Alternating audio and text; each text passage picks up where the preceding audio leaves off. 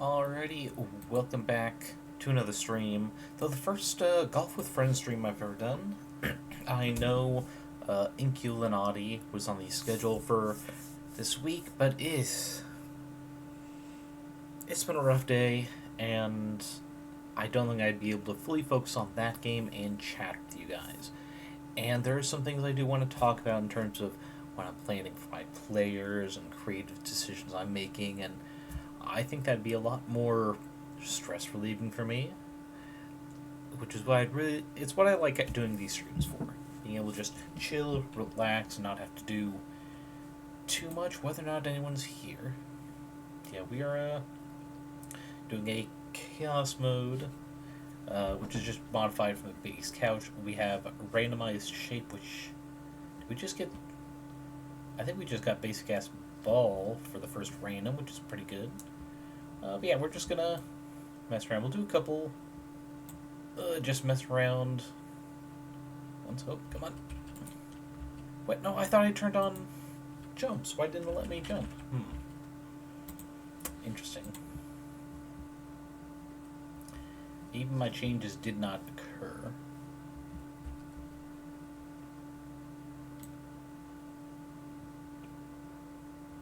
Okay, I think this is what we need. Ah, there we go. I don't know why my jumps did not work last time. Okay, right there, I think. Dang it. There we go. Wait, was there an assistance guide on the actual push thing? I just noticed. Nah, whatever. I don't think I turned that on. But I guess I just didn't see the setting to turn it off. Okay. We'll just fucking go for it. Why not? Ah, so close. Hey, a toilet. It's just we go that hard? Really? It's really close though. Nope. Why? Must be another setting then. Maybe it's for something else gets triggered. Whatever. There we go. And a bogey. Yeah, those of you who saw the art stream last week, I'm starting to do some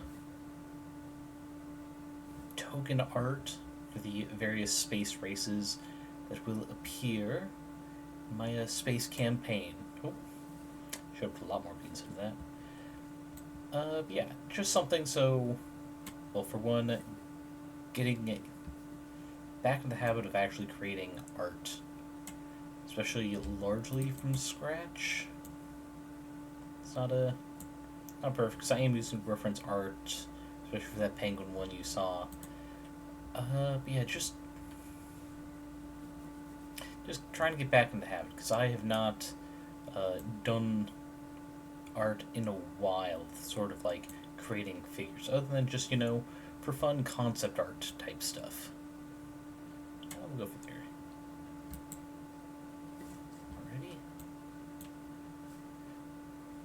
Yeah, I want to do, for each one of the races, of the space races, I want to have 2 adult versions, as well as a kind of young, maybe baby, maybe teenager type appearance. Just one for more practice, but also kind of in the style of the old source books I enjoy, where it shows you a couple different versions of a race to help get a feel for the diversity amongst them, I suppose. You saw a bit of that with the penguin, because I had pre-made a young baby penguin that was super fuzzy. Then on... Oh, shoot. I shot it. Then on stream I had made a more adult based on the erect-crested penguin, because fun name. Yeah. Oh, right there. Oh, there we go. Yeah, next race, I want to do the my version of the Hadozee, which some of you might recall from the controversy when they released the Spelljammer thing, which they didn't change too much from the old Spelljammer,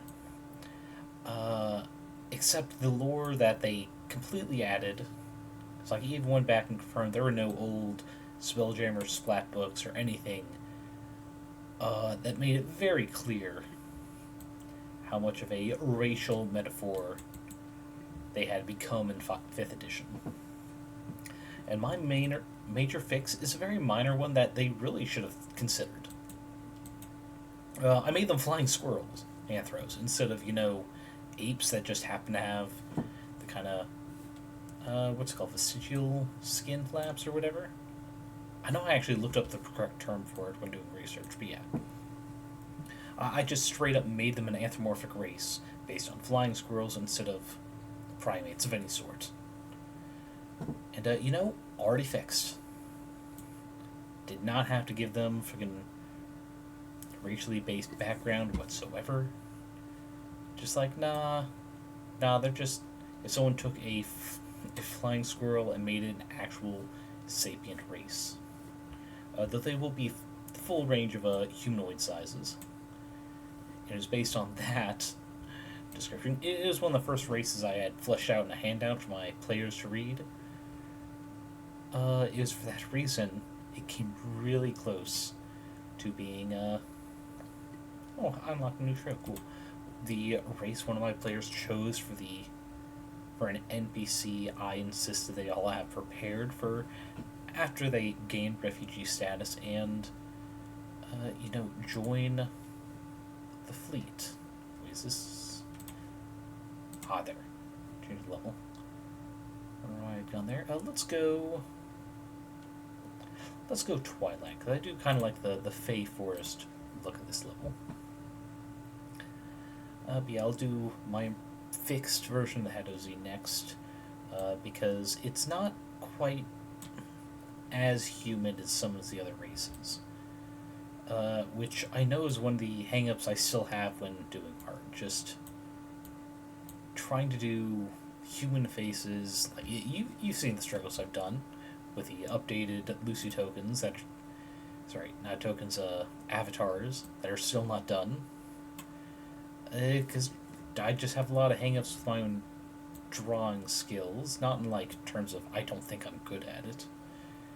But, the reason I kept up with art for so long was because it pleased someone that I, disowned, because they're a horrible, shitty person. I wouldn't bother pissing on their grave, because in this economy, it's not worth the cost to fly. Oh wow, this shape is actually pretty bad for this one. And because I made my ball invisible, I can't even quite tell which shape am I a cylinder? I might be a cylinder. So yeah, we are gonna go this way. What we're gonna try and do is just hop through here. Okay, just made it. But yeah, I'm working on overcoming that, because I'm not a bad artist. I've certainly lost some skills over the... Oh, I jumped right in. Some skills over the years, and using an unfamiliar art program in Inkscape or GIMP to make from scratch is also outside my wheelhouse, because I was very much a traditional style artist back when I had been practicing. But, yeah. Ooh. What shape am I? Oh, I'm a star. Oh. I guess I can just cheat and see my shape through other objects, but okay. Yeah, it's work in progress, and at least Flying Squirrel Anthro will be fun and also completely different to me. I've done a few sketches of, fuzzy humanoids, but never, in-depth detail. So, we'll see how it goes. Actually, where is this? Let's see, it's arrows to... Okay, so it is this side. Got it. Well, I'm going to take a sip before trying this, because I'm not certain which shape I am. Is it like an acorn? I think it's the acorn? Or, what is it, pacifier shape, maybe? Yeah, I think we send it and then rapidly click to try and get jump. Nope. Nope. It still worked out, actually. Perfect. Now we'll just tease it around the rim. Get a nice setup. Ah. Oof. That kind of hurt a little. Okay, come on. Once more. I'll work with it. I can live with that. Let's see. Well, actually, last night I wrapped up the last of the information parts of the handouts. Let's see. What are the ones I got? I'm blanking on the insect centaur race, which I actually combined from two sentient insectoid races just to give more depth. Both of them felt kind of like flat culturally to me, so I thought we'll combine them because neither of the aspects are kind of at odds with each other, so it helps give more depth. Which is like the easy shortcut to making a character not two-dimensional is combine two-dimensional factors. The example I got, I know it was a Tumblr blog. I followed like 3 different like role-playing game lore type of blogs. It's like, hey, here's how we can fix these problematic things. But what they said is to make a two-dimensional race is combine two-dimensional race concepts. The example specifically being writing elves as both a tree people, like the people that just live in the forest, and people who live in the frozen north, the extreme temperatures and what have you. That was actually a great tree. And together you have the cold, hard survivors of the north, kind of pseudo guerrilla fighters because they know the forest best. Because strangers of the cold north as a race is usually also cold and typically emotionless seeming, very rough and physical at times, with the tree race being ones in touch with nature and scouting and what have you. And they came across as kind of like elves as Vikings kind of thing, which is actually the punchline of that particular post. It's like, with those both together, oh wait, no, it wasn't that, it was, and we know this combination works because Scandinavians exist. Which is one of those jokes that I certainly did not I did not catch the first time I ever read that post, for sure. Dang it. Did I? Actually looked like I went straight up through that, but oh well. We'll start trying to do that. Yeah, it's a very fun thing to do. Shoot. Yeah, and to kind of build off of that is one of the other ways I had to kind of alter the Hadozee race, now that they're flying squirrels rather than primates. Oh, I keep putting too much beans in it. I also made them just energetic, incredible skill at climbing, and with their kind of pseudo-gliding membranes. Also capable of just climbing the ropes on a sailing type vessel. Just make them like borderline energetic kids. God, how am I having so much trouble finding the middle ground of energy? There we go.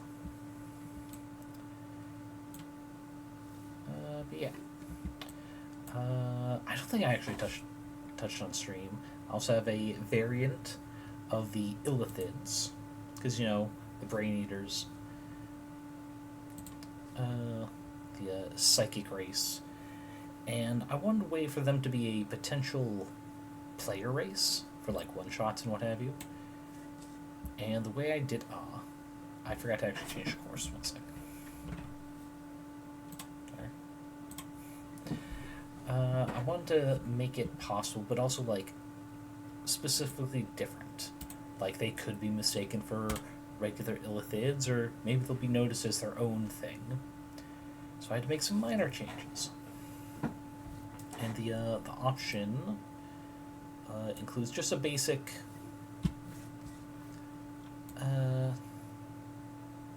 let's see, because it's a cipher system, and these races are going to be like smaller descriptors to kind of add on to the descriptor you get.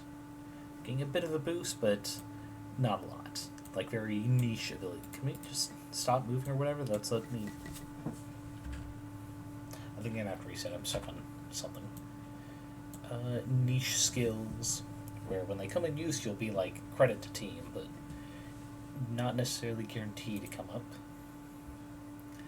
A minor detriment to their intellect, because they're no longer part of the colony. They no longer have an elder brain. In fact, had to forcibly get rid of the elder brain influence to successfully get away. Oh, damn, I need to put a lot of beans into this, apparently. Yeah, as part of that, intellect goes down. They get some an additional minor boost in speed, because they ran away. Okay, we're just going to do this. There we go. Oh, that was risky.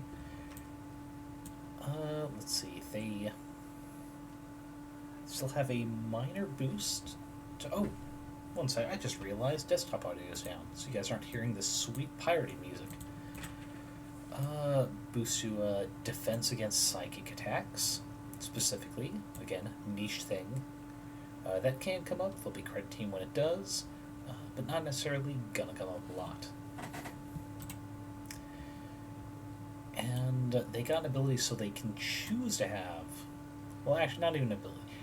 They have the option to take on an ability that will give them a psychic blast. They don't have to. In fact, doing so, they'll get one less choice of their, we'll call it class abilities. Which I say like that because Cypher doesn't have classes, as 5e does. And you also don't get them too often. So it's up in the air if you want something that helps shape the character based on their race, or you want it, to actually feel like a full-on Illithid, despite the estrangement from your colony. Ah, damn it, too much beans. Oh, all the way back here. Okay, we're just gonna reset that. Damn it. Okay, we're gonna get through this one. Okay. Try and talk and do that was screwing me up. God, I like this trail. The spin dice is really fun. We're going to nudge ourselves a little bit more. Yeah, trying to give all these additional options for race. For one, started because one of my players is doing one of the races from the Plane Breaker setting that Cypher has released, called an Incarnate, but they get a lot more options for the descriptor, because it's race as the descriptor, which I might have already said. Yeah, because of that, I wanted to create some kind of like middle ground where someone has perhaps already chosen their descriptor, or if someone had already chosen one for their character idea, they don't have to change it. They can just tack on a little boost. Okay. Sorry, visual glitch. So it looked like that was just open water. And we're just gonna do that.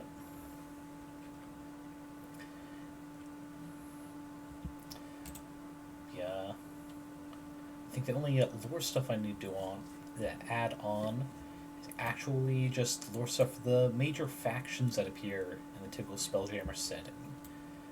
Scrow, which are typically like pirate-based encounters, as the old setting used them. I don't even think is like a proper... Oh, I'm still looking at this one. I don't think Scrow were even a proper player option for old Spelljammer. But yeah, just getting the faction info. The Elven Empire, which between those two factions are the cause of the two unhuman wars. I always want to default to say inhuman, but yeah, unhuman wars. Because, elves be racist and try to exterminate all goblinoids because, goblins. But I have also expanded on that to make them different. For example, the Elven Empire, I'm taking some traits and personalities from stereotypical Catholic church, especially how they've persecuted other cultures throughout the ages. And one of those things is I expanded the groups that had fallen into the goblinoid races by their terms. Not only the kobolds and goblins and orcs and scrow, it's also one of the insectoid races that I've created as a PC option. Let's see, I know it was the Hadozee, because for what I'm trying to distance them as a racial stand-in, considering the flub on 5e's part. Let's see, wasn't the Illithid either, because that's already an acceptable punching bag. I think it was the 2 centaur races, which I have the insectoid ones, but also the Dracon. Because I read the 5-book series, the Telden Moore, the Spelljammer Cloak series of books. Not great by modern standards of literature, but it did really spark the interest in the Spelljammer setting for me. And both such centaur-like races appear in it, and very fun. Especially the Dracon, because they're not typically culturally, they're not really a warrior race. In fact, they have a habit to try and flee if things get a bit too spicy for them. Also, I'm starting to think that, yeah, course length is not going to full 18. Yeah, they're known to flee if things are getting too rough for them to handle, rather than being just another draconic warrior race. And also, they don't have any other really, draconic features. They're more like dinosaur centaurs with big, thick, trunk-like legs, kind of like an elephant, but having dragon heads on the humanoid part. I'm putting too much means on this. Yeah, it's working with the lore, making it fit the setting as I'd like to do it, make it more enjoyable, while still fitting the theme of refugees and separation anxiety from your culture. It's stuff that I can thankfully think about even while at work. Okay, come on. Can we... Okay. Oh, okay, we're done now? Perfect. This. There we go. Yeah, it's something I can even think about at work, and possibly even just set a moment aside to just jot down real notes really quick. So it's nice. I don't have to be sitting at a computer to actually be making progress on them. We're going to do this.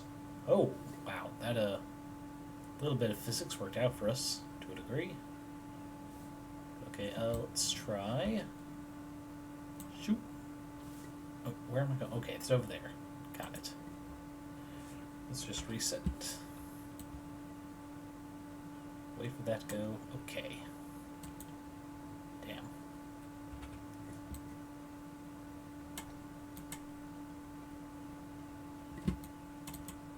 Perfect. Look at that. Just having fun. Hitting balls and holes on the very stone-like green.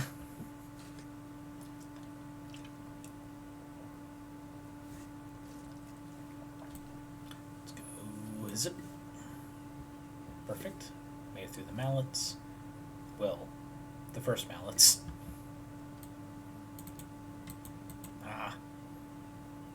Tried to cheat it. Oh god. Okay.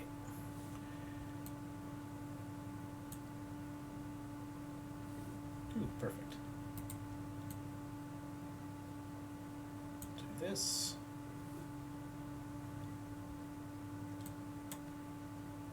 Damn it.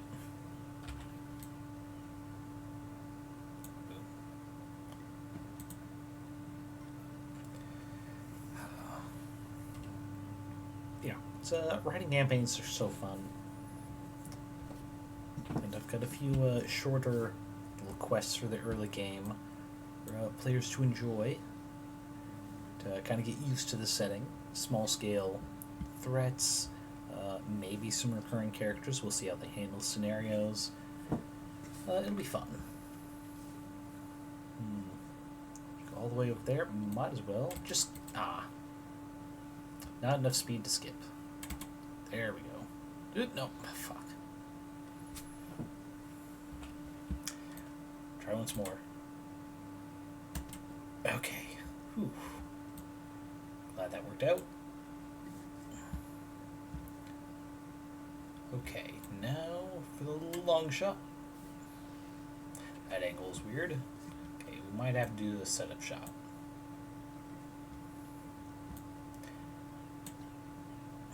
Okay. Nope. Okay, we need to try and get straight out. Did not work out. Why does it keep turning me?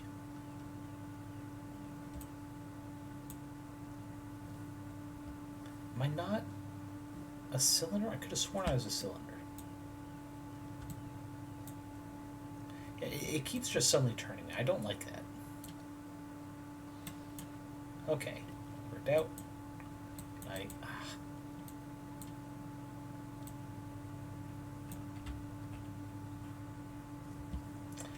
am a cylinder, but the game physics went weird for us. Fucking Christ. Okay. Through. And we go huzzah. That was impressive, actually. Not sure how I did it.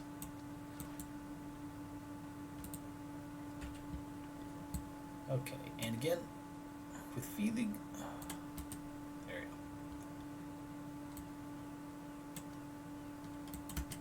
go. Okay, we do that.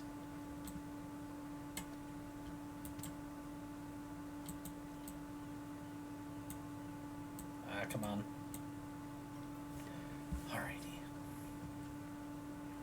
Yeah, if anyone has a preference for a course for me to kind of explore at my leisure next. Oh, fuck. Let's try to jump that. Oh, well.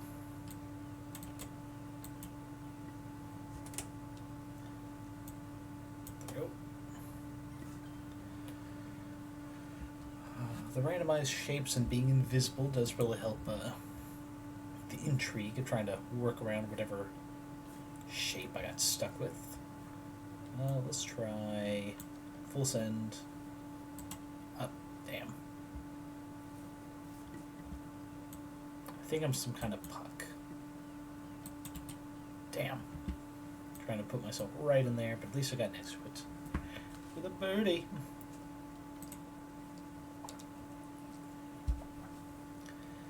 Alright. Full send. Hoop. Fuck. Did not work out.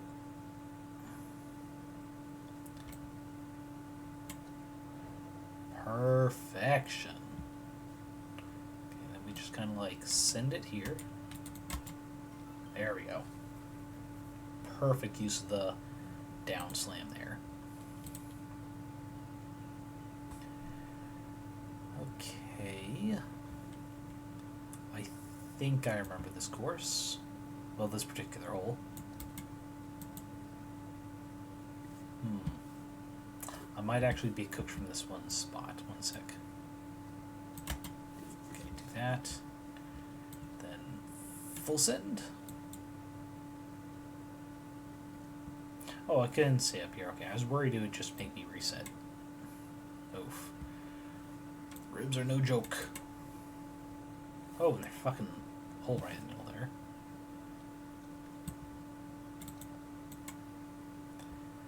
I just wanted to jump. Oh, fuck. I just wanted to jump that. Failed both times, but. Oop. Yeah, miniature plinko our way down. Perfect. Okay. Cannot see, but that will not stop me.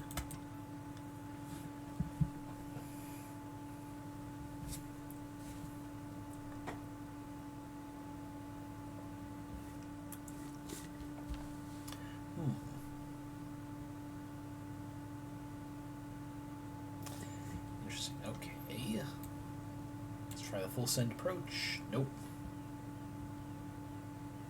Oh, where does it take? Oh. Alright, we'll only half send it. Oh, that would be why the floor literally dips right there. That was a nasty little trap. And now we're down here. Alright, let's thread needle and go haywire. Oh, okay, damn it. We'll try once more, but now that we know what we're looking for. Okay, could have gone a little further, but I don't trust my reaction time to be that precise anyway.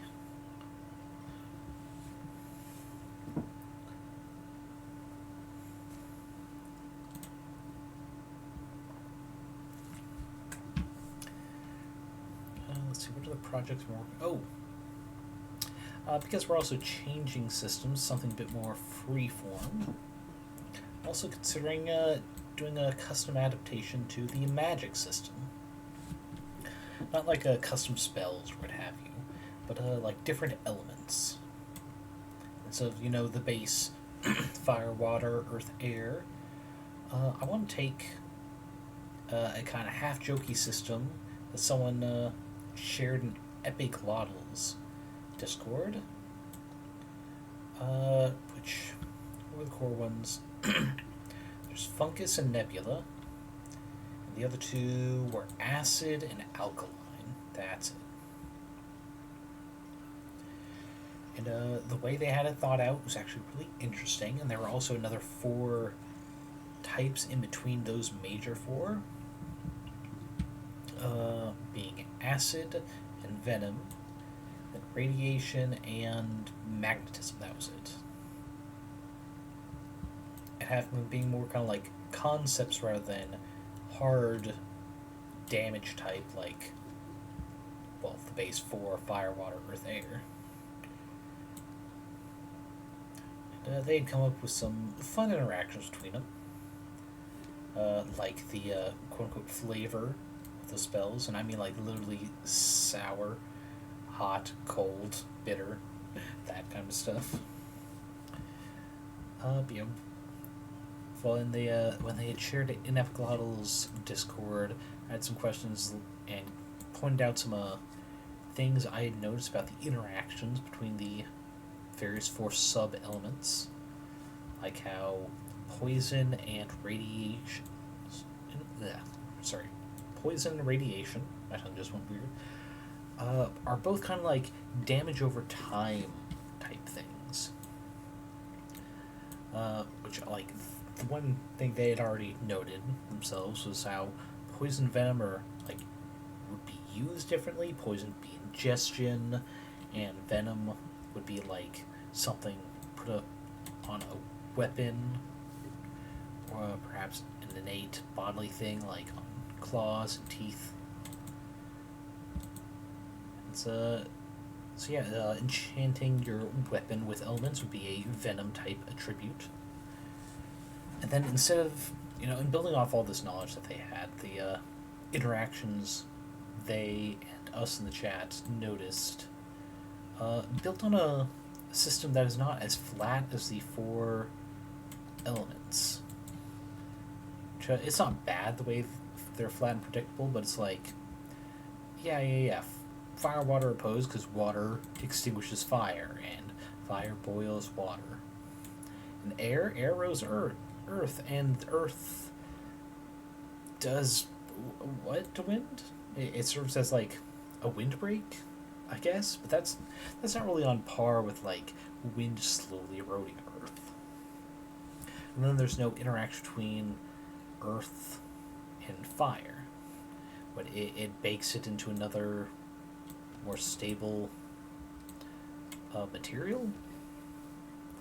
Like water also erodes earth, which is a thing. Yeah, doesn't make as much sense for if you're trying to do a rock paper scissors element chart for your magic. So yeah, fire is improved with the right application of wind, or it gets snuffed out. So it's like, again, interaction's weird. But if it's more abstract, like this person's idea of a fungus being opposite to nebula, like space nebula, where matter is formed from stardust, versus fungi, which is also not a living thing, but it's not a concept in the same way. It is something that reacts in its way, despite not being an intelligent organism, and is still able to cause problems and destruction. Where's the... Is that not where I'm supposed to go? Where am I supposed to go? Maybe... Oh, like all the way down. Okay. I see the thing now. But yeah, having more abstract differences will make it more interesting for... this person is a fungus-based caster, which means that they might have some infection-type spells where the effects will kind of piggyback off of other people. Okay, what's going on here? Why do I not have the power to get over this?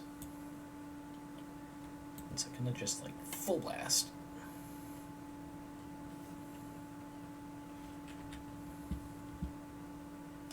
Maybe if I do it this way, it'll get course corrected.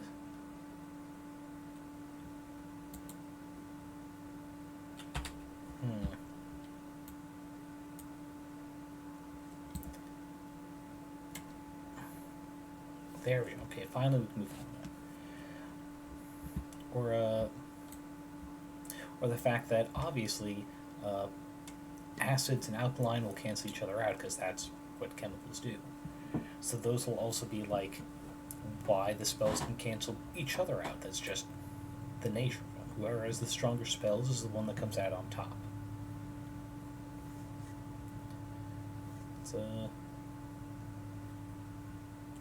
And how Nebula might be, by the terms of 5e, a transfiguration type spell to reshape things into other things, or to transform your body into other creatures or materials.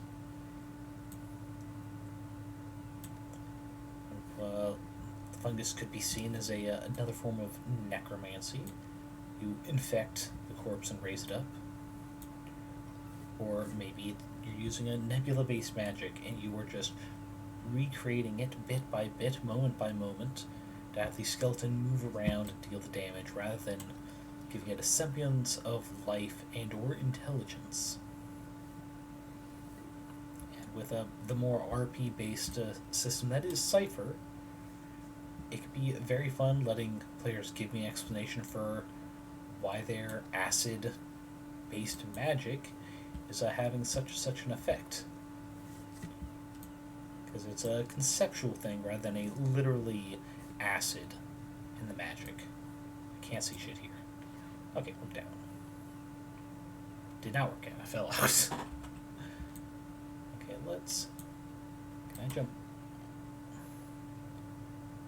Okay, who made it? Oh. Damn. There's no wall there.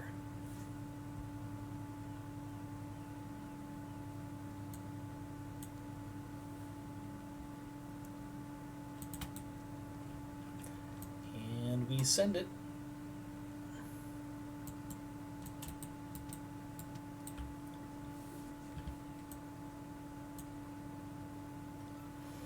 There we go, 13 strokes.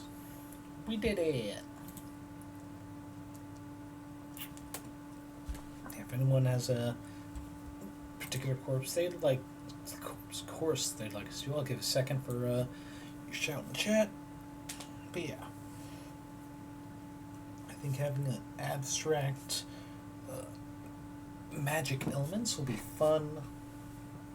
Give them more sort of creativity, seeing as they will not have as many options as classes in 5e have. Heck, even the 4 types, which as I said earlier, are kind of like the equivalent of classes in Cypher. Not everyone's going to pick the same abilities. Like, really the difference between each of the types is just what minor boosts you get, to the stats of your speed, intellect, or might. What stat you get an edge in, which makes using points from that category more affordable. and the types of abilities you get to choose. Which obviously warrior is going to be more combat focused type, while the speaker is a bit more charismatic. It's like your bard, maybe your cleric. They'd be a diplomat to the team. That sort of role in the party. And there's the adept, who could just be a well-read researcher, or they could be an intelligence caster. It really depends on the abilities you choose and how much you lean into it. I always forget the last one, I think. I think the last type is Explorer, which is a little bit like Rogue and Ranger, kind of more hands-on experience skills kind of thing. But the focus, which would be your subclass, can go with any of the types. They are made to be completely neutral in that regard. And also, because no one has spoken up, we are going to go Volcano. Because I know I've played it before, but not often. It's not the type of map you see too often here. Feels like it's weighted against showing up in the random. Oh boy, cylinder again, I think. Wait, oh, it let me jump. That was not good. Let's just handbrake, see if that makes us. You. Okay. Guess we had to do that. Oh, I'm a cone.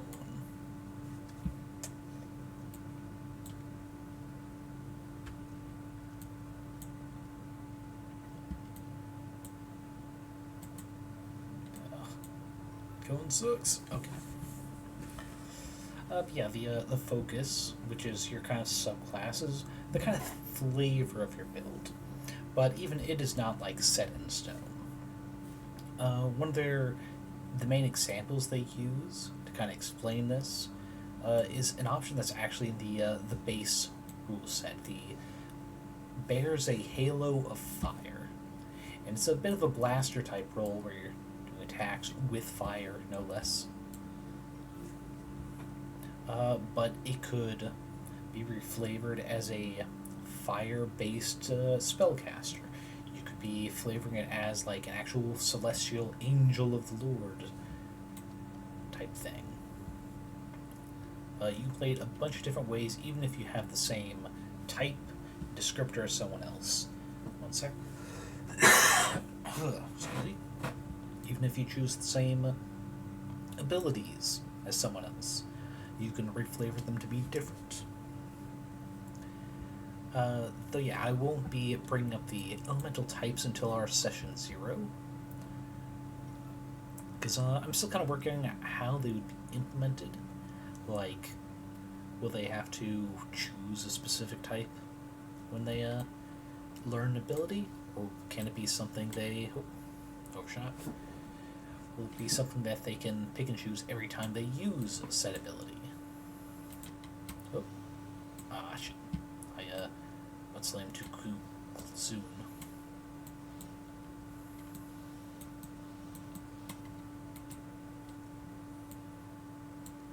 Ah, damn it. Oh, shit.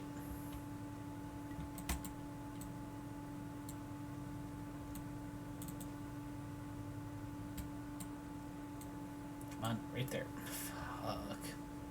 Cylinder really sucks. Okay.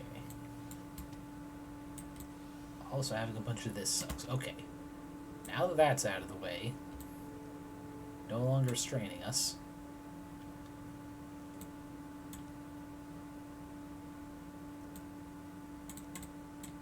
Fuck. Well, I got back in there somehow. Come on.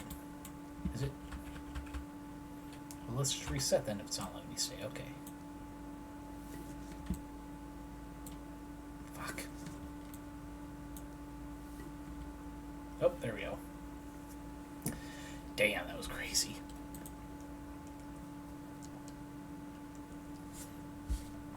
Alright. yeah, I'm still not sure how I want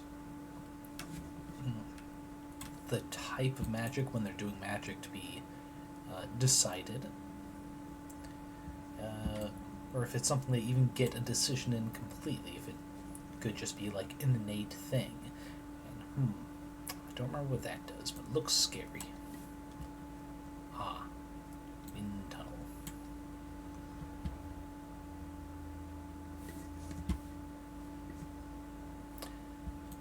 Alright, well, we indulged our curiosity, now we go.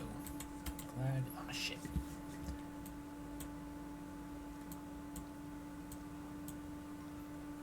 There we go. But yeah, I'm leaning for it to be an innate thing, or at least one type over others that they are like considered prodigies of some sort in.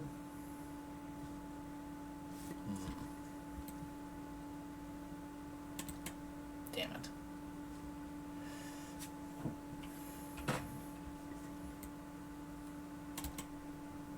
I'm not getting the sort of height I need for that. Alright, we're just gonna try and move right on. Oh shit, did not mean to do that button. Okay.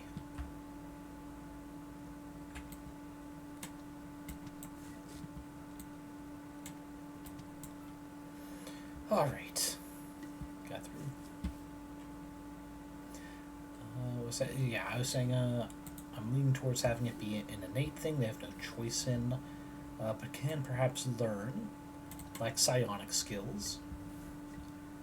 Though I have decided that magic, psionic, two different things. It is something we would absolutely need to train on before they can actually make use of.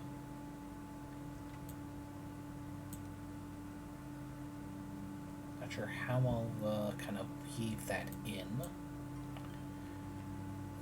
It might be something just small, like they'll be a bit more trained against resisting other psionic attacks, or saying that they can train so that it makes it easier to put effort into an attack with their psionic skills. God, I can't see shit. Okay. Ooh boy, this that's gonna screw me. Okay, let's try like that. Did not help. Now I'm back at the beginning. Cool. But did not help.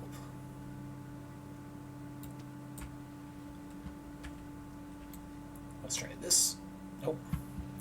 I think I'm just a bad shape for it.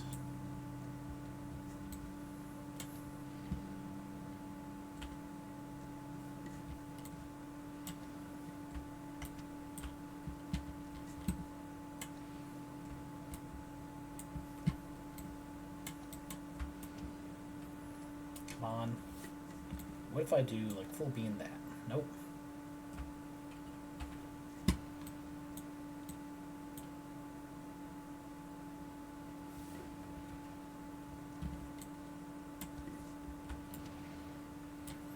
Come on, stop. Okay. Alright, thanks to the liberal usage of the handbrake, we got through there. Now I can't see shit again. Perfect. I do like how getting spun around little black holes just throws dice all over the place. It was very funny. We're going to do this, though. Nope, nope. Never mind, it's going to suck us up, too.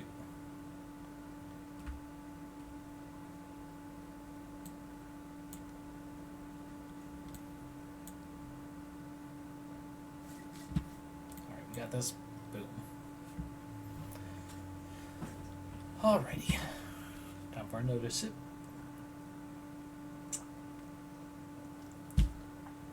Okay. How do I get down there? Well, go for it.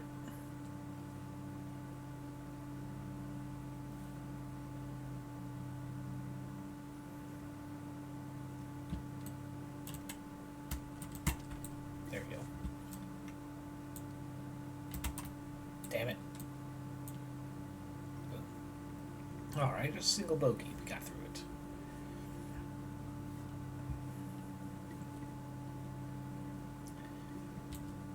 Yeah, say the one thing that really is taking the edge off the space campaign is they already know how session 1 is going to go. All their characters are going to be at the magic school that we have mentioned is going to happen, with one of the players from campaign 1 heading it. How it's going to be under attack, flinging them into the void of space, causing them to be picked up by the refugee fleet. It really takes the edge off them knowing more or less the shenanigans that will be possible. Also how they will likely try to finish things in a way that is very beneficial for perhaps their old characters, perhaps for the new ones. Oh, that's unfortunate. Okay. I'm gonna have to go over there, just because I don't have the beans to get through this. Damn it.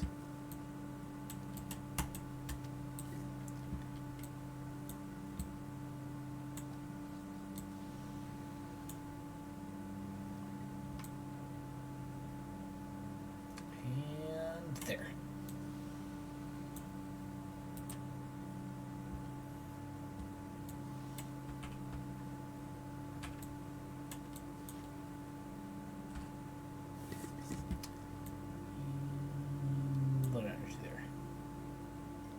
Perfection.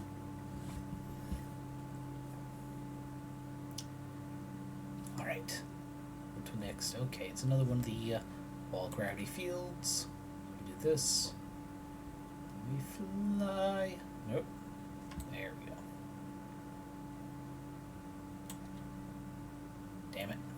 I was relying on that gravity field to help, and it did not. Rude.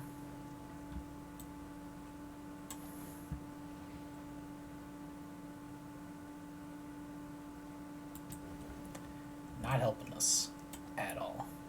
Trying to get like just the outside to help get some curve to it, but we're not getting that.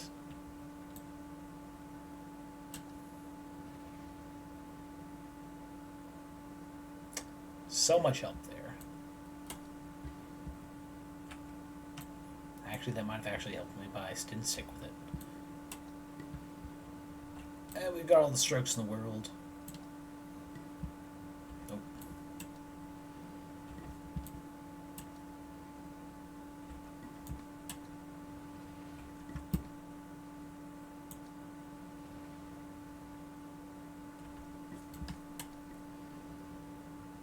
Damn it.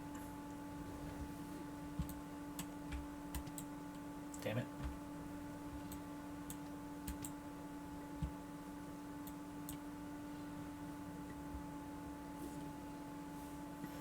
Well, so long as it gets us to the end. Or not. Is this not actually part of this one or something? What's going on? Okay, there we go.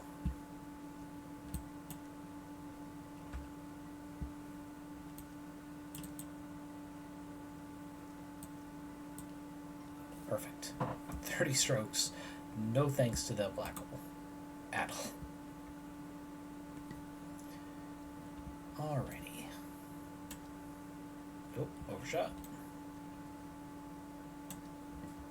There we go.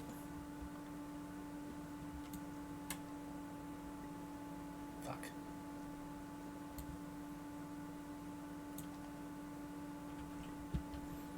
Well, let's do a small setup shot. Not what I was going for.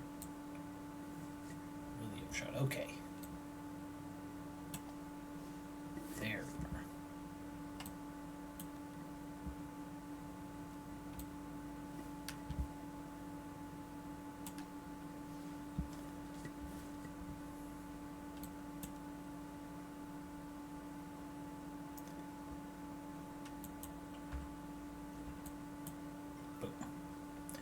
Alrighty.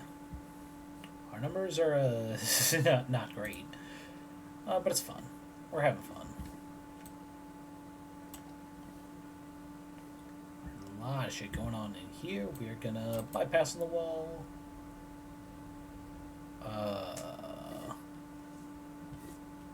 gonna bypass the wall. Something has happened.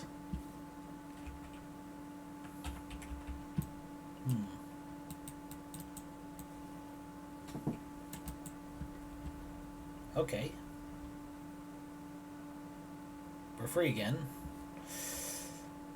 Yeah, not to quote Marvel or anything, but that certainly happened. Oh, so did that. We're back on the wall, I think.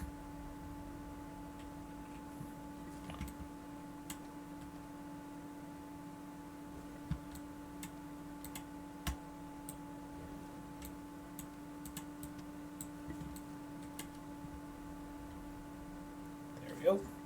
Finally, after 15 strokes, we're up here. The things that can be done when you have unlimited resources. Is this what being rich is like? I'd like to hope so. I'd also like to hope I can get this in my lifetime, but I doubt it. Alrighty.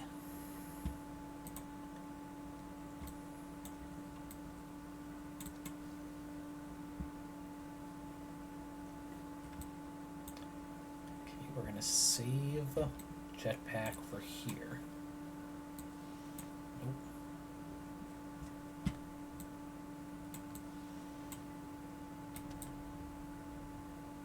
Perfect.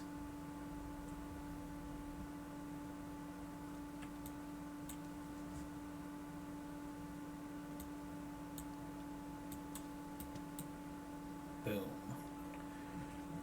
Done did it.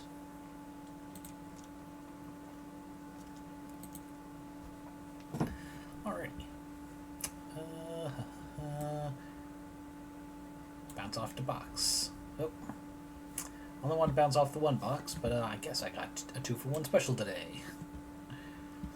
We're stuck down here without any of the fun gravity. And particularly bad shape, it feels like. Alright. Into the chaos we dwell.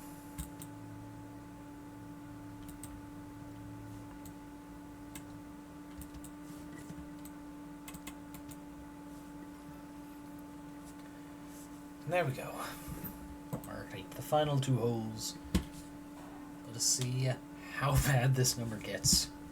Alright, we're definitely going for this. Damn it.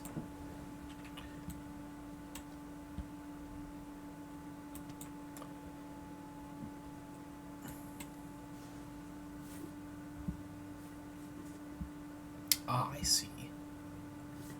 Where is the... Oh. Alright, I forgot there are pipes here.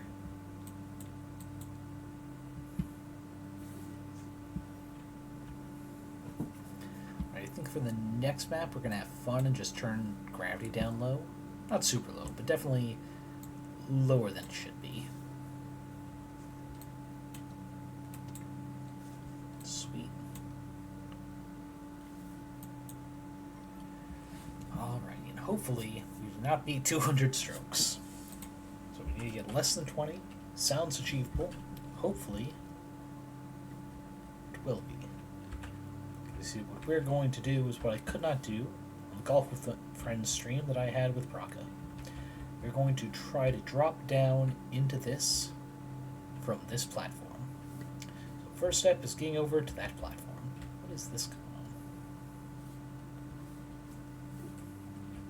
on? Let's see. So, start by going around this way.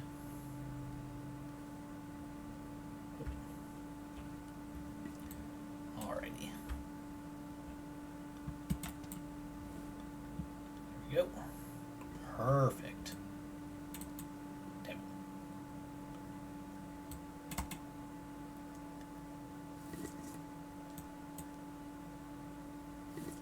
I'm trying not to go that close to the ledge. Okay. Fuck. Really close to the ledge all of a sudden? Okay.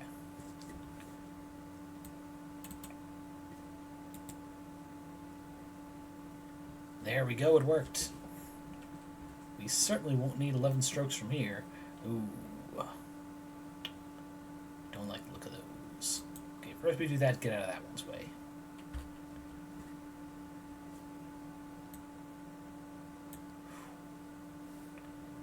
Alright.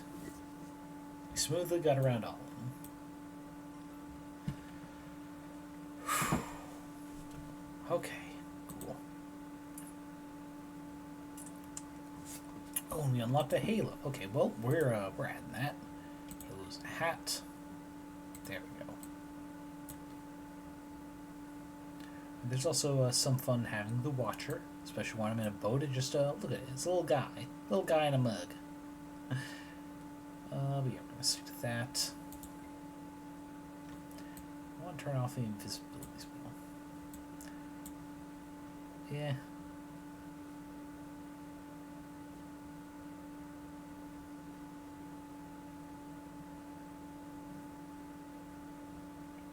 Nah, none of them else are speaking to me. Apply it as that. We still have our dice trail. Let's see. What would be fun for low gravity?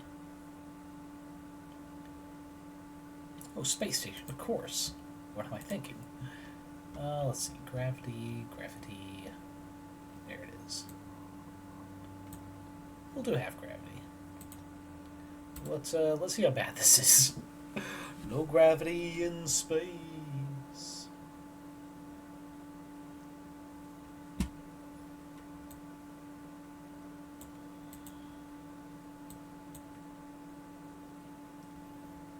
It's not too bad, I suppose. Oh, that's a little too much beans in that boost, but we got through it. So I could have sworn I had power-ups on, but I guess not. Let's try it. Aha! We did it. Oh boy. Our particular shape, though, might make this little... Oh, acorn. Oh boy.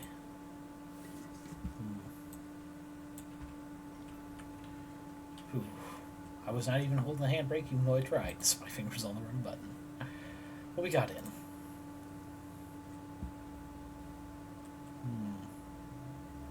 So we have to go into the pipes.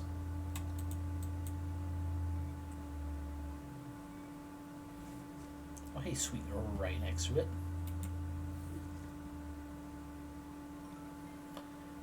How do we go? Hole in one. Let's see if we can't get this, I don't know, under 70.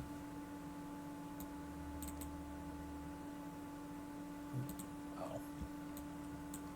Well, darn.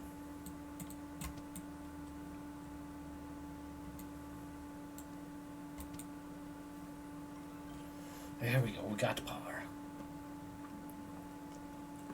Now, I do not expect us to get under 50 at all.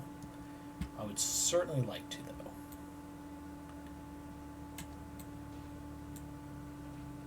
Oh, boy.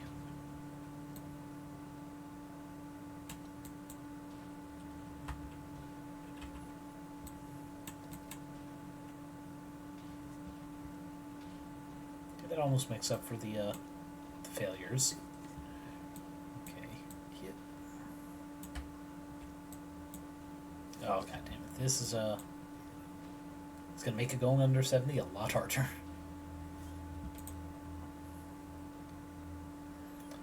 Alright. Okay.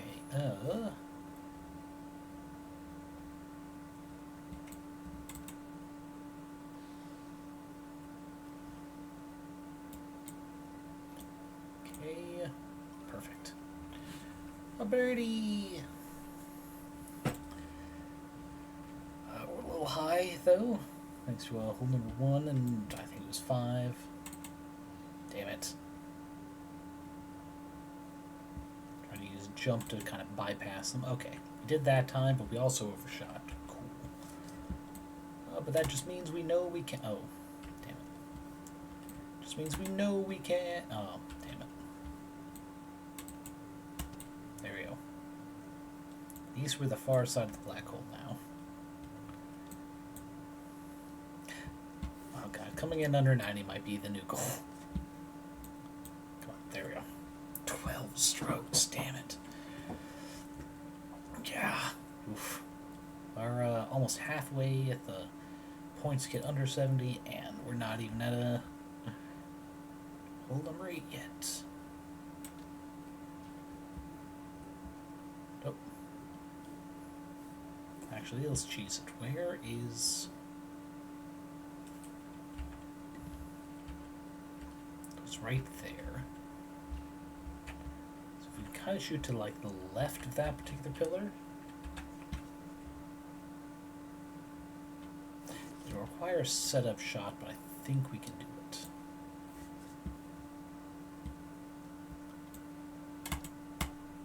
Damn. Nope, we do not have the kind of air time.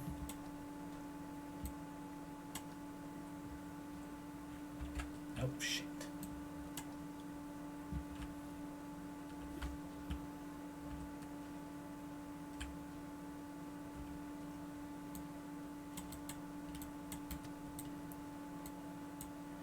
Alright, it's only 9. It's 5. Sorry, it's fine. I didn't mean to say 5. You heard nothing. Okay, come on. This is absolutely one we could do some skippage, though. Right there.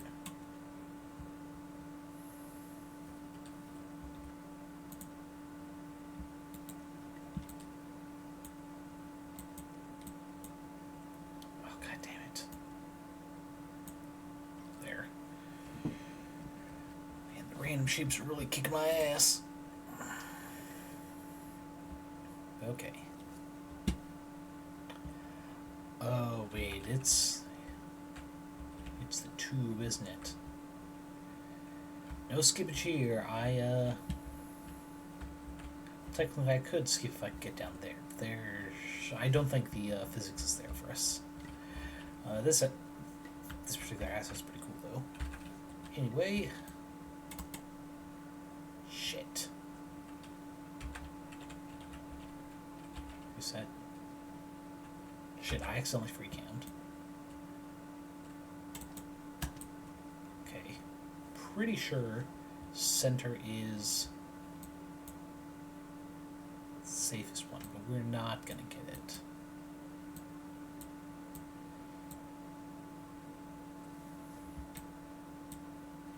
What if we hold handbrake enough?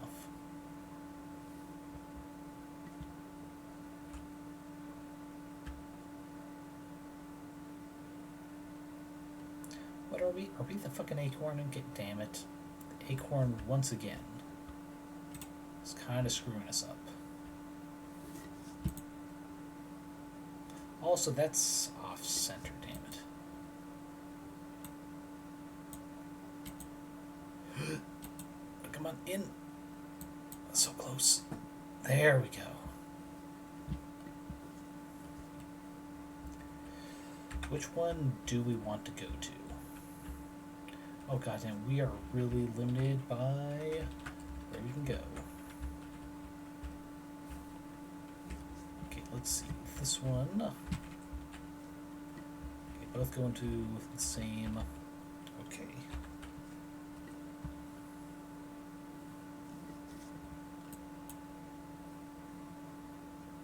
Fuck.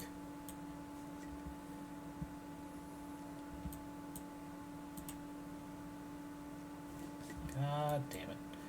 Well, there goes our par. At least that shielding kind of kept us in here, I suppose. Yeah, the acorns suck ass. Okay, well, we're 23 away with 8 things left? 7. 8 if we count this one. Okay, where is the hole?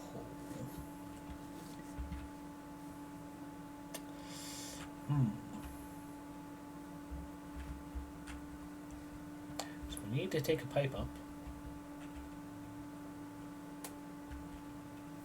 Let's see.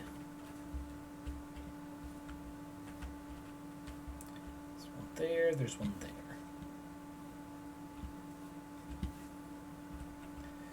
Okay.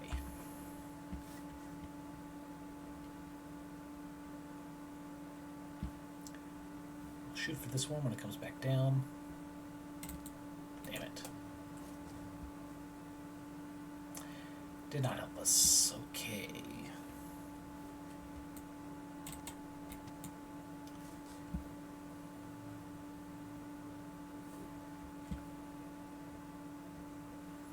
least with reduced gravity, we can probably make this.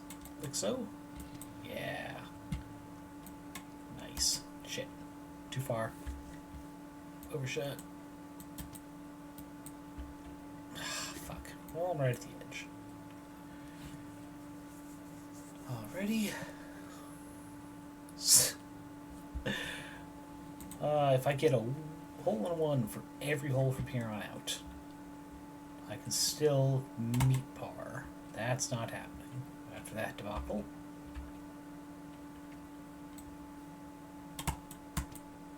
Shit.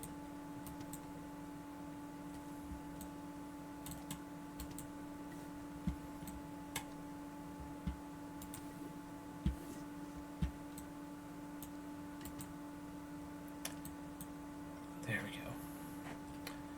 Alright, we got in. Nice. Not gonna look nice for long though. Okay, hole is that away. Damn. So close.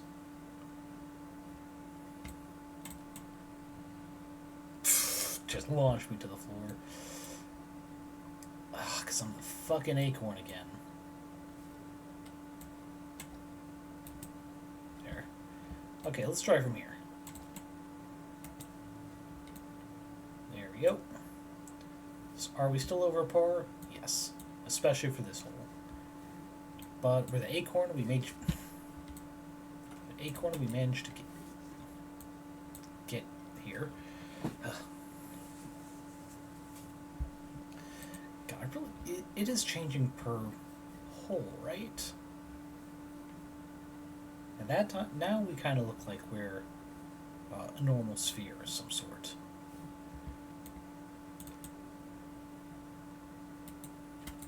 Shit. Okay, we'll try this instead. Nope.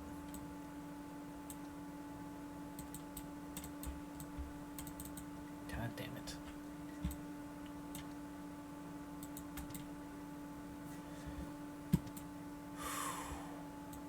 Thank goodness that worked. We are also most certainly not a normal ass ball, but we're also not an acorn. Shit.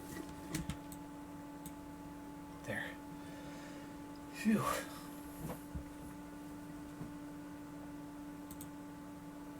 Alright. From here. Oh boy. Are we a cylinder? Ooh, this is not great.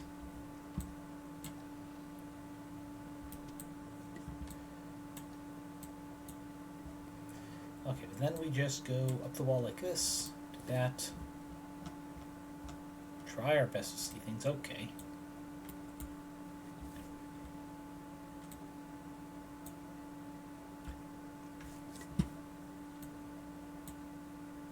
God damn it, cylinder. We roll, that's what we do.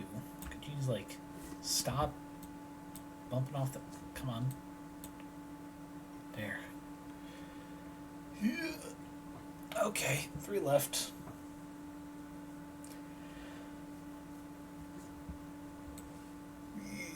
Full send it. Take advantage of the gravity field. Oh, we're a cube.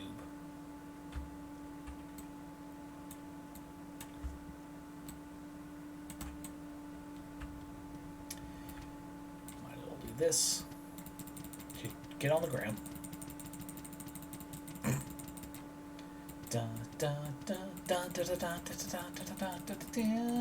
Okay, anyway. Meme time over. Can we just, like, stop now? Okay.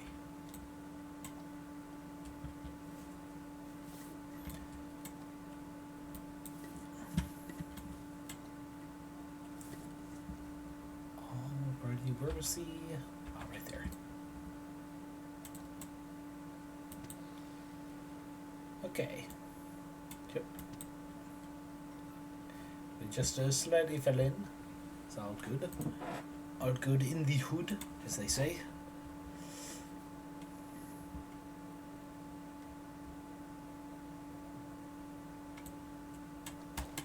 Ah, damn it.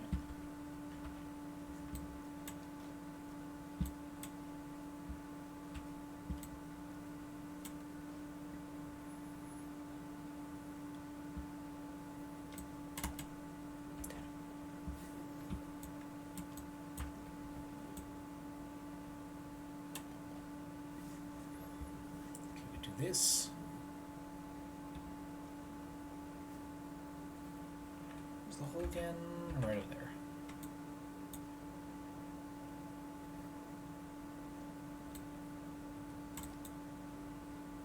Damn it. I hit a platform from below and I got just fucking spiked. Damn it. Did not jump in time.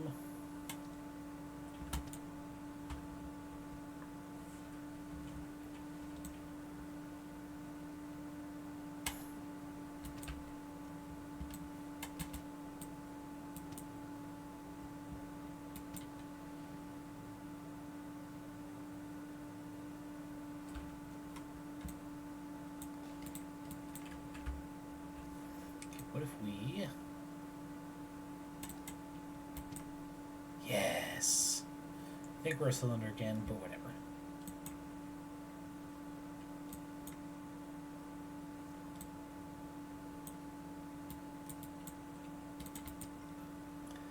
Here we go, fucking slam dunked myself into there. Let's see if we can't beat this in under 150. Okay, there.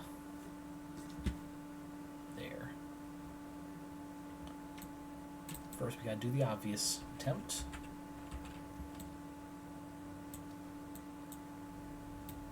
Oh, shit. That was actually pretty close, though, so we're gonna try it again.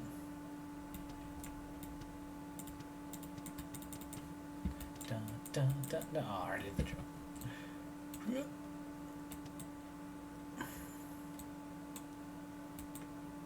Alright. Finished on par. Cool. Still 140. Alright, crack the bones, get the stretches out. Turns gravity back to normal. I think we're also going to turn off the shapes. I think we've had enough. Ball spin. Spin for hit to curve the direction of a stroke. Interesting. Sure, we'll enable that if we're getting rid of... I'll get rid of handbrake because I can never seem to use it. Short last power, it's like, eh. It's gravity back to normal. And disable random ball shape. Ooh, ball size though. That might be fun.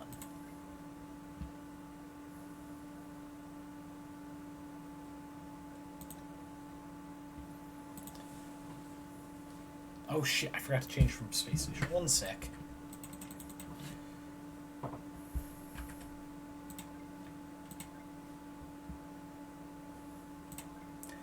Alright, what haven't we done? Oh, you know what? Worms is funny. All the explosions that happen. Alrighty then. Let's see.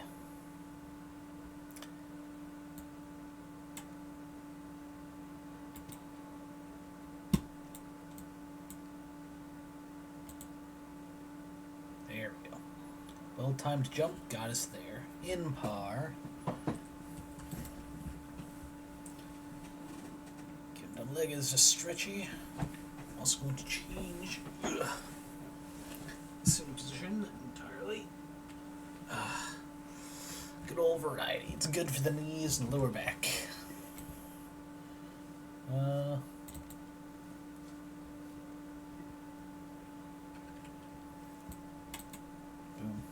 Yep.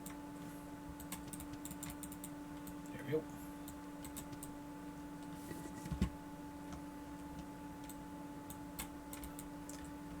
There we go. Went over par, but that's not bad. It's not bad.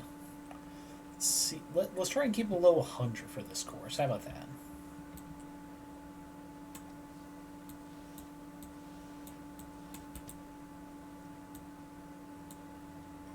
There we are. Perfection. Right on par. Okay.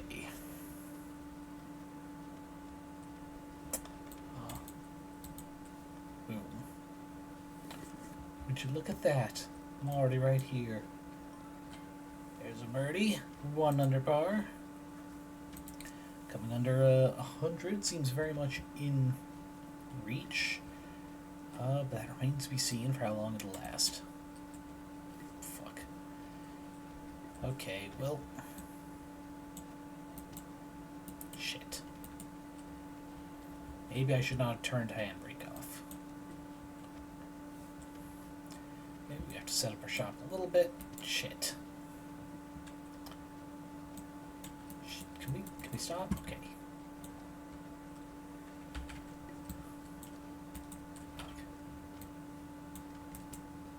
Fuck.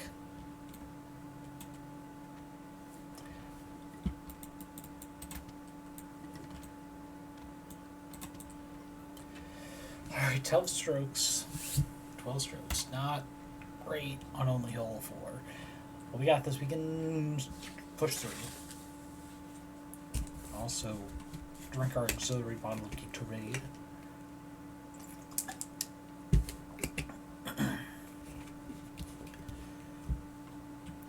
Let's see. Nope. Shit.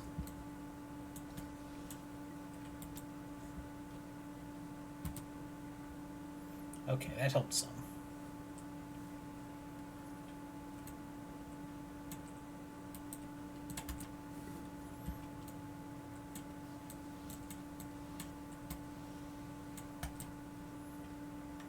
Perfect.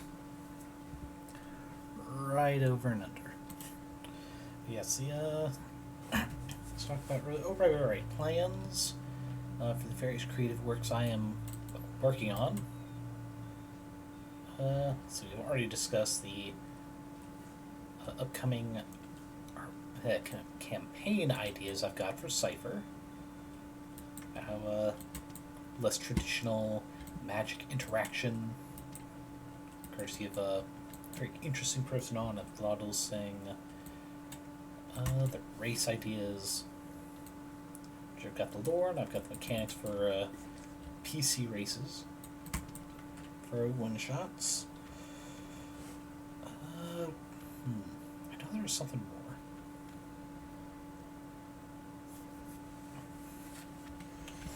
I can't for the life of me remember. I know there's more as more. I know art, the next one, so I'm doing is a Hadozee, because, you know, flying squirrel can be fun. Alright, well, fuck you too, game. Ah, fuck. Okay. There we go. Now we're in. Shit. I guess until I can think of it, I'll talk about the Humboldt Illithids, which is why I've called the sub-race for Illithids idea. Shit, come on. Damn. Can we just stop right here, please? Thank you.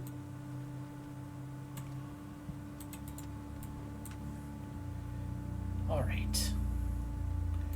But yeah, rather than... like traditional Illithids, I have their separation from the Elder Brain, and not regularly munching on sapient brains as much, having any physical effects on their body, make their skin more paler. Because a lot of the Mind Flayer artwork, they've got like blues and purples for a skin tone. You know, good proper like arcane feeling vibes to those colors. But to better match the squid, specifically the Humboldt squid, I'm drawing inspiration for the name, in part because, you know, they're tentacle-faced race, but also the wordplay, because Humboldt kind of sounds like humble, just a little bit. But yeah, it's also... it's a very scary variety of squid because they hunt in packs of hundreds, if not like thousands. And each is about the size of a human person.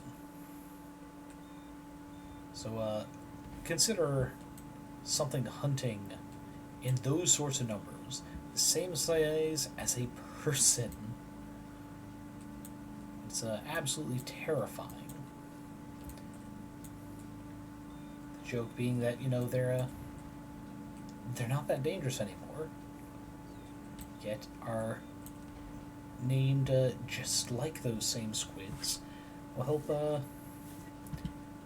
kind of describe their status. While they may not be refugees, they're certainly struggling to find their place in life, a place where they can belong, just like a lot of the other races that will be found on the refugee fleet. Also, my zoom got really screwed up.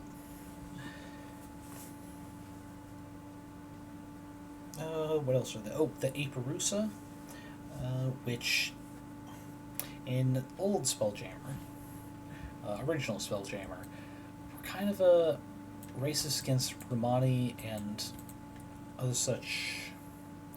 I know there's a term for it. A people and culture who no longer have diaspora. That's it. No longer have like their own country of origin to just go back to. It's just not an option for them anymore. Whether they have been run out from it, or it just like straight up no longer exists because imperialism and colonialism and just hating people who are different than you isms over the course of time. Why'd I hit that? Fuck. I have a feeling I'm not going to get over 100. Let's just stay here. Did that work? Nope. Stop? Okay. Yeah, I'm keeping them. And part of the old Spelljammer lore is that they were a naturally psionic race that kind of manifested as it being hard for others to read their minds. And I'm tweaking that. Especially because physically they were also very much just humanoids. Just another flavor of humans, but they had magic gypsy powers, which is offensive. So instead, they are yet another psionic race with secrets. And that they, to kind of feed into the why people are distrustful of them, their innate psionic abilities naturally camouflage them as the same race as that is currently viewing them. And that is, like, unique to each person involved. So, wrong buttons. Which means if there's a party of... Shit, keep hitting the wrong things by accident. If there's a party of, say, an Illithid, a Hadozee, and, I don't know, an elf, all three of them will see them as the same race they are. It won't, like, randomly choose, and they just look like that race. No. It is individual person, which makes it a very easy thing to kind of overcome. Keep a diverse party, and no one can just be secretly an Aparusa trying to fool you.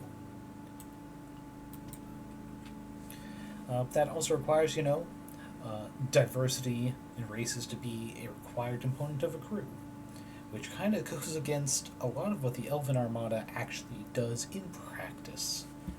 Because, the whole racial supremacy and all that. So yeah, having it be something they can't even really control, they can't turn off,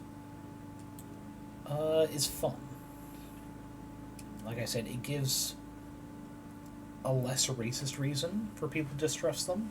Like, yeah, it's something they can't control in the way that they just look like themselves to everyone. But it's something that one could actually be legitimately scared of. It's like, they can blend in to literally any crowd. Because, yeah, it may look like an elf to you, but if they're in the midst of a crowd and you can't see their clothes, how do you point them out to your allies? Like, unless they are themselves a particularly rare race amongst the stars, it's going to be kind of hard to say. It's like, hey, you, the one centaur we have in our crew, can you see another centaur in this crowd? Because that's them.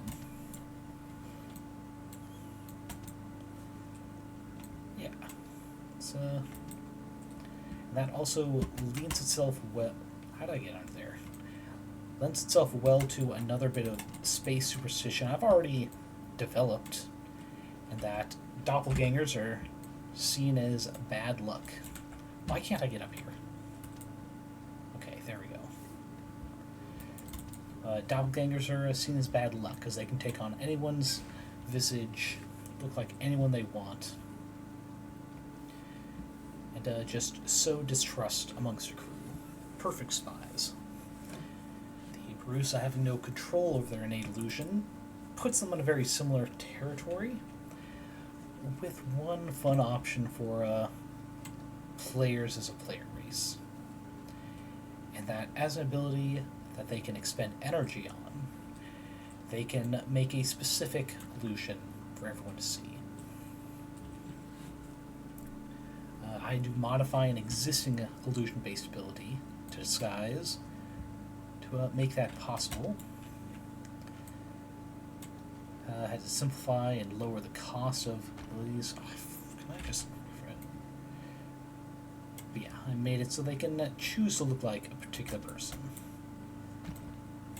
And this still fits whether they are a warrior-based NPC or a warrior-based player, or one who's more diplomacy. So they can, settle down, try and create a unique persona for an area as part of their backstory.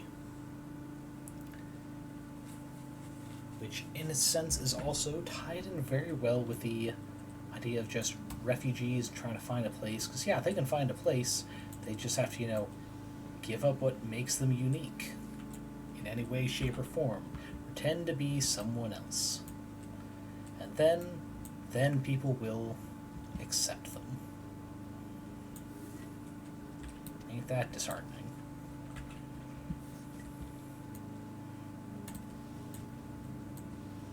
I also really hate this particular map, because the only way to get to the end is go to the other side of the map. Yeah, those are some of the ideas I have.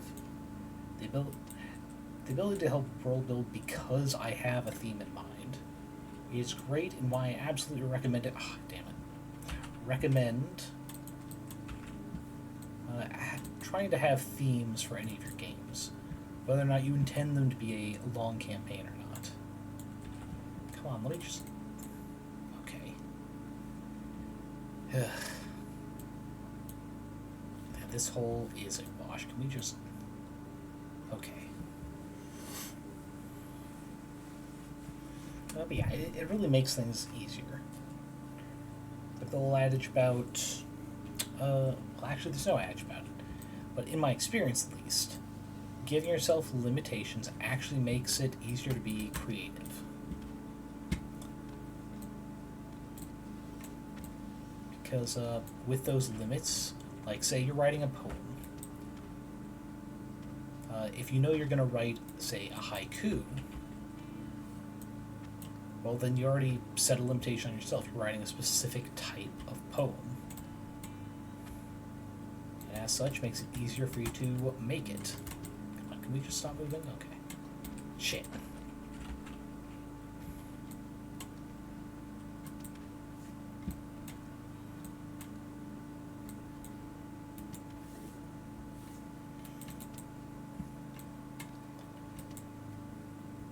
Yeah, it's hardly recommend.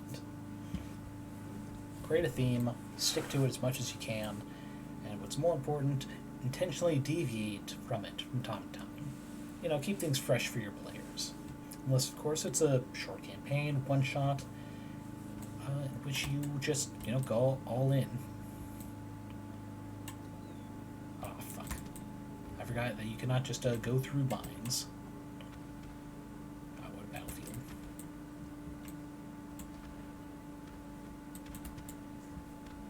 Okay. Damn it.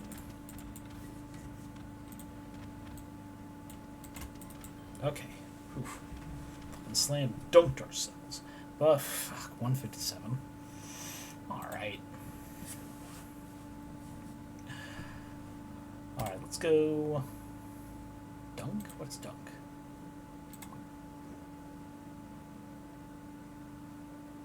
Let's see, we get 12 per round, 2 minutes per round. Only a penalty of 2.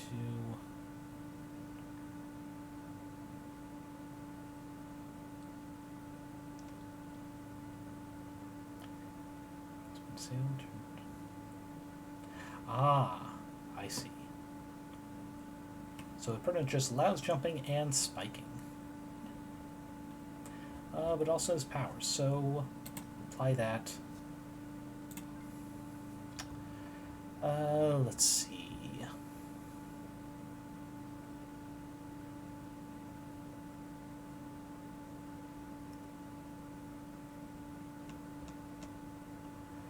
We haven't done Oasis. Let's do this. Oh.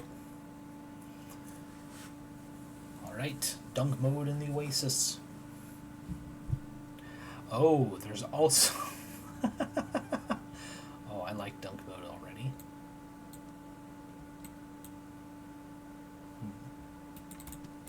Okay, we'll do that. We'll...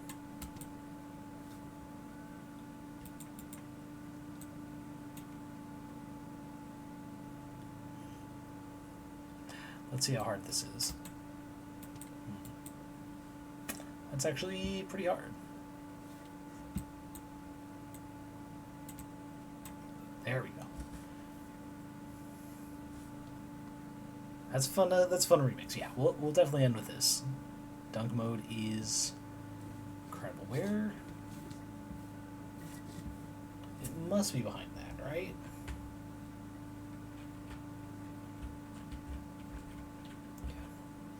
Weird that I just didn't see the indicator for it there, but okay. Do this. Go whoops-a-daisy. Upside-down. Oh, we can't jump outside these little areas, huh? Interesting.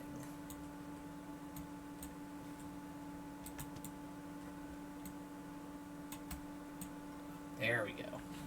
We got a bogey, but we did it.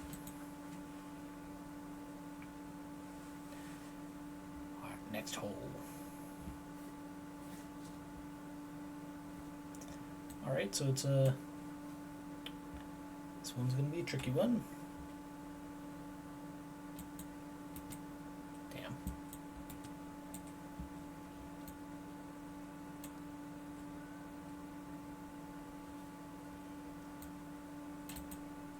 Damn. Oof, okay.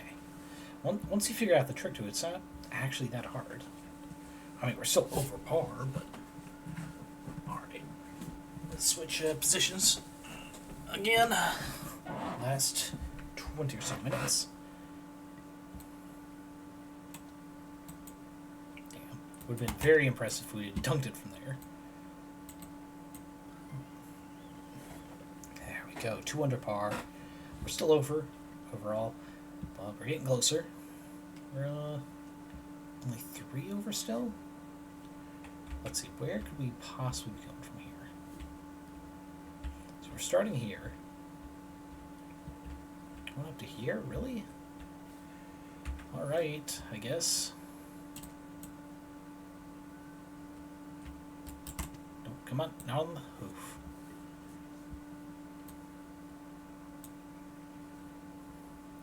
Let's see if we can super jump up there first. Nope. So we're gonna have to go from here. There.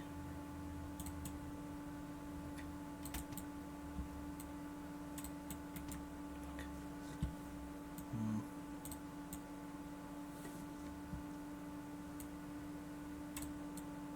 There we go.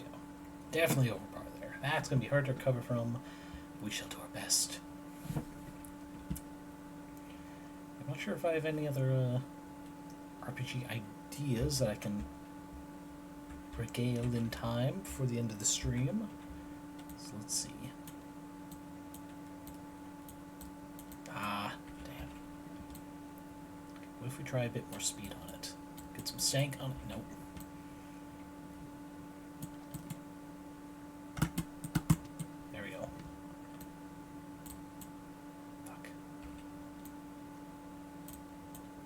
There we are. Still over par by about 10. I think we can come back, though. I think we can do it. Alright, this one... I have to... This one, I think. Yeah. Okay.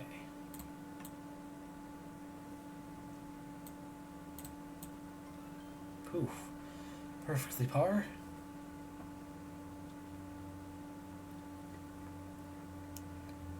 Okay.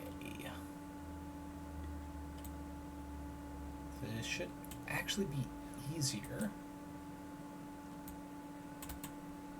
Yeah. It's easier because it's already lined up. We didn't have to worry about overshooting it because we could always spike the ball. This one, however, where's it go? Oop, here's the wrong position. So it goes here to here to there. So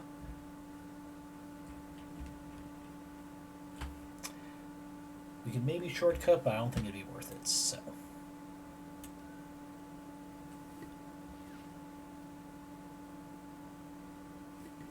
There we are.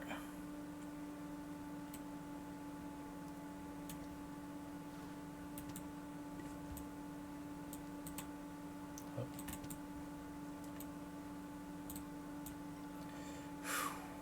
Only a bogey. Alright. Less than 20 shots in the next 9 holes, I think? Okay.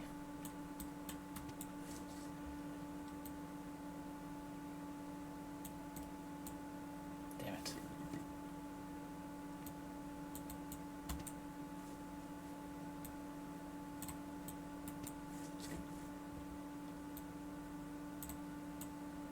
Fuck.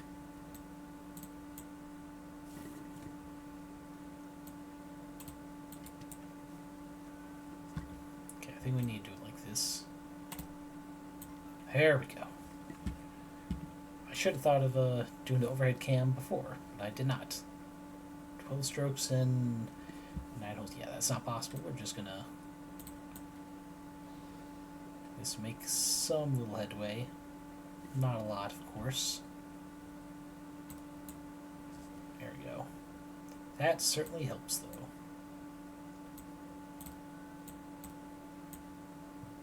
Damn it.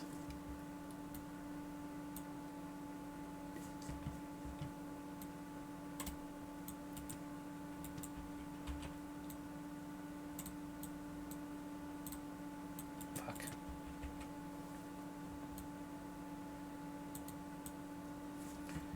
Please be enough. No. Fuck.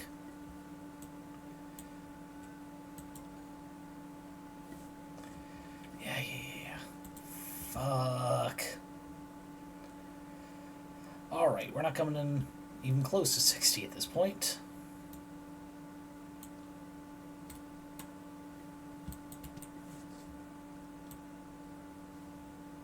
So, how close can we get?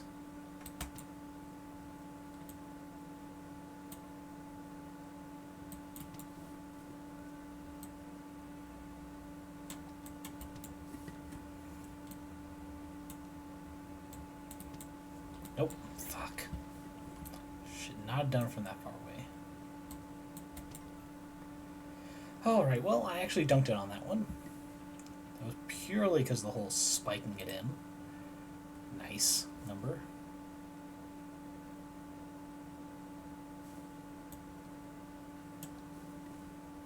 No, fuck.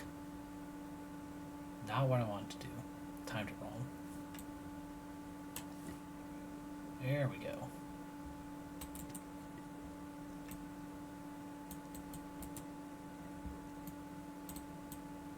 Ah, fuck.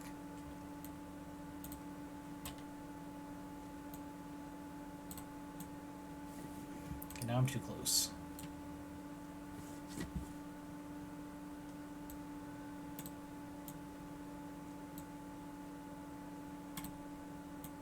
Okay. Ugh, at least it was not another 12 with a negative. Alright.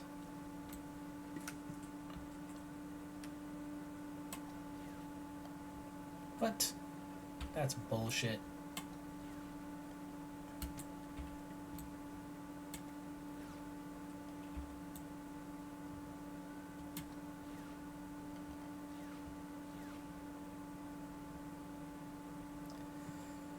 Okay.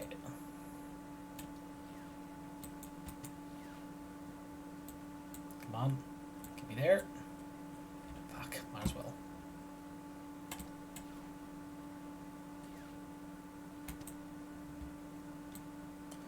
Can we even make it at this point? We can try.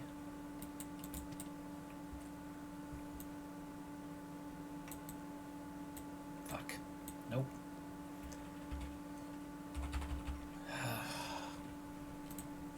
Well, that's another hole we got a penalty on. Okay. Below 100? Maybe. Maybe. That'll be a fucking hell of a time, though.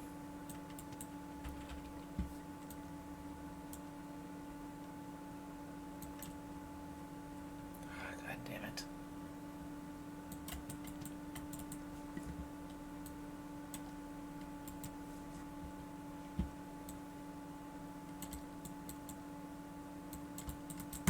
Fuck. God damn it.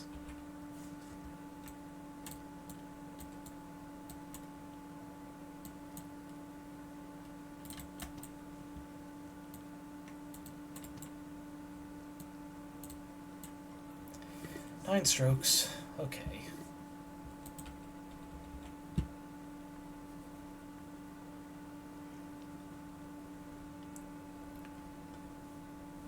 I can't actually tell where I'm going here.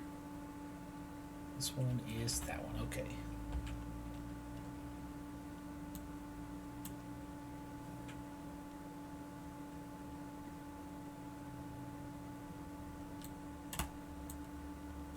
What? Why didn't I not bounce off that frickin' face?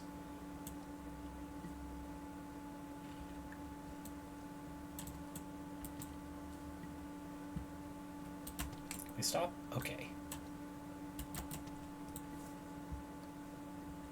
We stop. Stop bouncing. I wish Spike did not just add more bounces, because it's makes things difficult. Alrighty, another 9. Fuck. Below 130? That might still be achievable. Okay.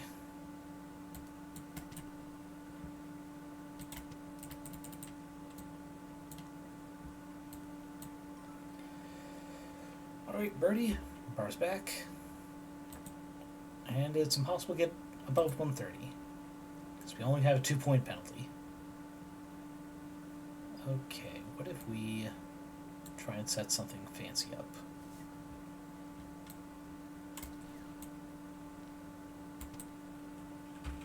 Nope, no fanciness allowed. Got it.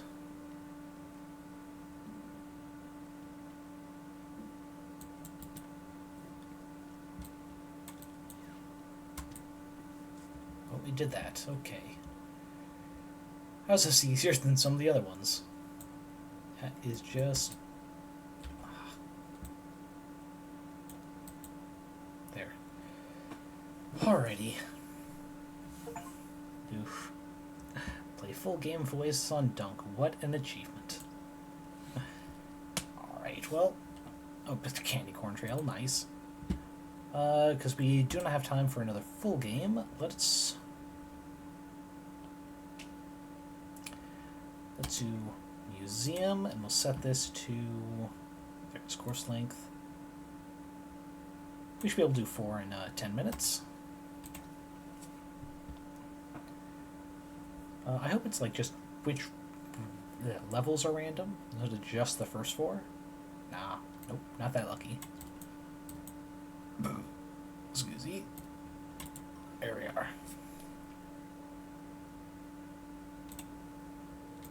Right, hole in 1, not too bad, but the first tends to be the worst. We're gonna try and just hit this off and go here. Alrighty. Perfect. There's a birdie.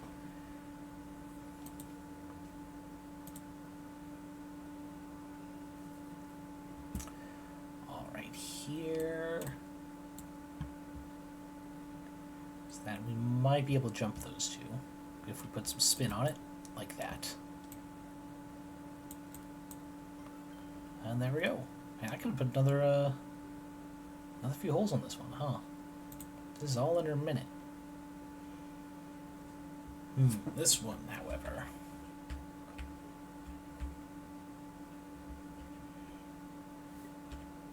It can't be. Okay, no. It's down there. So it's like, that's insane. For a par 3. Okay, maybe.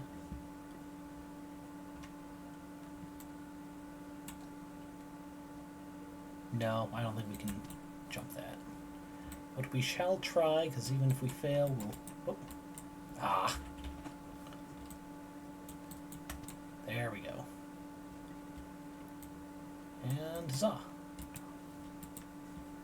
Oh boy. Dang it, right off the rim. Now we gotta do a setup shot. 9 strokes. Unfortunate for only 4 holes. Up by 4. Let's see, if I go into custom, can I decide which 4?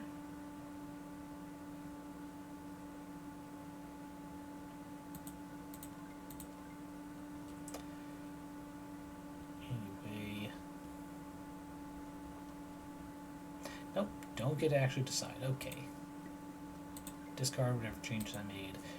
Let's do another 4 on Haunted. I don't think I've done Haunted.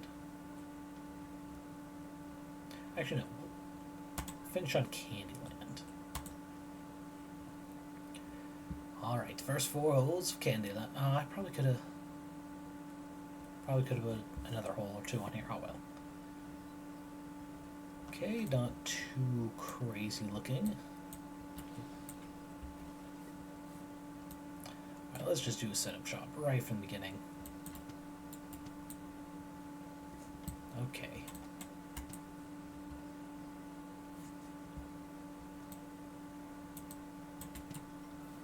Perfect. Yeah, the gingerbread man on the backstop, he believes in us, even though we're over par already. And we're already halfway through the par of the entire course. Where the fuck is the hole here? Let me see.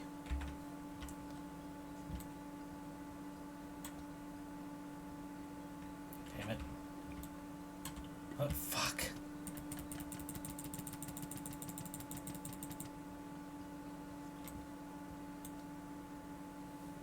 And overshot. Well, this is just fine and dandy. No longer sweet, like all this candy. Damn it, I missed the dunk. Which means another setup shot. That was not set up enough, but it worked. Okay. Alright, then.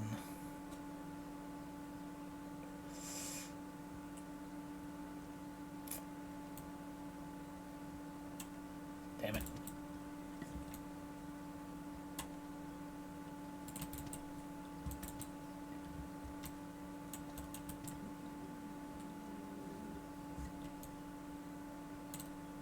Fuck.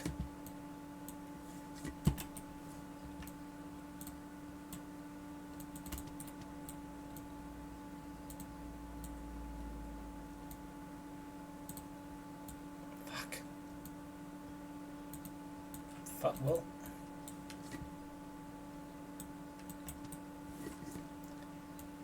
Last chance.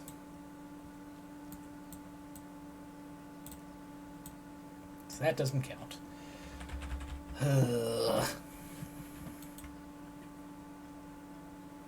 Alright, and redemption on number 4. Let us see. Some redemption. Not much, but it's there. Alright, we got the par. Okay. And on that note, we'll go ahead and end stream there. It's only 2 hours, like 3 schedules, but again, it has been a rough day. So yeah, I know who we're going to raid to, barring technical difficulties. She should still be on. the wonderful Braca, Quiltusk, good friend of the channel, a regular raiding target of ours. I just need... the window is starting in the wrong place. We just need to head over there.